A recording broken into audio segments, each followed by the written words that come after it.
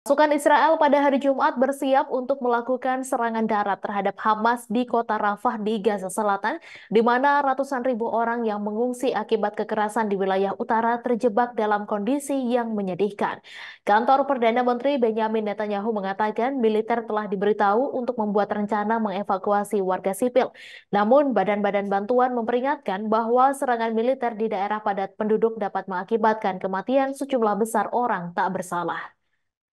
Presiden Amerika Serikat Joe Biden mengatakan bahwa tanggapan Israel terhadap serangan militan Hamas pada 7 Oktober adalah berlebihan dan Washington mengatakan mereka tidak akan mendukung operasi militer apapun yang dilakukan di Rafah tanpa mempertimbangkan kepentingan warga sipil. Lebih dari 1 juta orang yang mengungsi ke arah selatan akibat pemboman Israel selama 4 bulan di Gaza berkumpul di Rafah dan daerah sekitarnya di perbatasan wilayah pesisir dengan Mesir yang telah memperkuat perbatasan tersebut karena takut akan terjadinya eksodus. Kantor Netanyahu mengatakan 4 batalion Hamas berada di Rafah dan Israel tidak dapat mencapai tujuannya untuk melenyapkan militan Islam tersebut sementara mereka tetap berada di sana. Warga sipil harus dievakuasi dari zona pertempuran. Oleh karena itu, Benyamin Netanyahu telah memerintahkan IDF dan lembaga keamanan untuk menyerahkan kepada kabinet rencana gabungan untuk mengevakuasi penduduk dan menghancurkan batalion.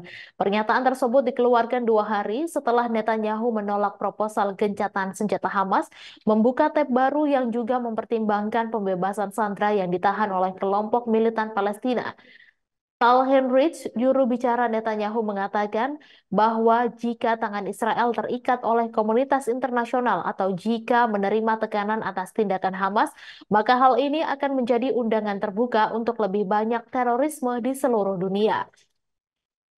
PBB mengatakan warga sipil Palestina di Rafah membuka tab baru perlu dilindungi, namun tidak boleh ada perpindahan massal secara paksa yang menurut mereka melanggar hukum internasional. Kepresidenan Palestina mengatakan apa yang digambarkannya sebagai rencana Netanyahu untuk melakukan eskalasi militer di Rafah bertujuan untuk mengusir rakyat Palestina dari tanah mereka. Seorang pejabat Israel yang menolak disebutkan namanya mengatakan bahwa Israel akan mencoba mengorganisir orang-orang di Rafah yang sebagian besar melarikan diri dari utara untuk dipindahkan kembali ke utara di Gaza sebelum operasi militer apapun di sana.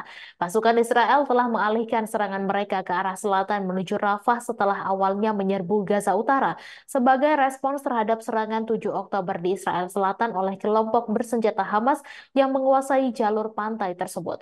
Para dokter dan pekerja bantuan di Rafah berjuang untuk memberikan bantuan, bahkan bantuan dasar kepada mereka yang berlindung di sana.